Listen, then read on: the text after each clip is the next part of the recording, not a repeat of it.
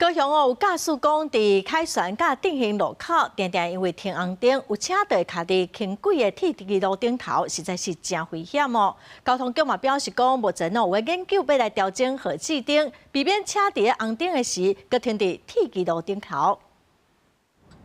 貨車正滑，頭前轎車煞因為紅燈雄雄停落來，貨車嘛掉佇咧輕鐵的鐵軌路頂頭。代志是佇高雄凱旋西路還有定興路口發生的。駕駛這支轎車已經過停止線，煞無要趕緊通過，會互後邊車停佇咧危險的所在。白色自小客車轉彎後遭遇紅燈，因而停放於路口處，並無違反《道路交通管理處罰條例》等相關規定。警方表示，轎車並無違規，不過貨車停佇咧鐵軌路頂頭，是因為號誌有改變，不得已的行為嘛未記發。不過，當來到現場，路口的標誌就有寫講愛看號誌來行。實際觀察，正滑通行的貨駛的時陣，一直到路口紅燈進前，通行的時間有37到55秒，無算短。不過，前面確實常常看到車掉佇咧鐵軌路頂頭。這個地方就直走，叫他們設個標誌，讓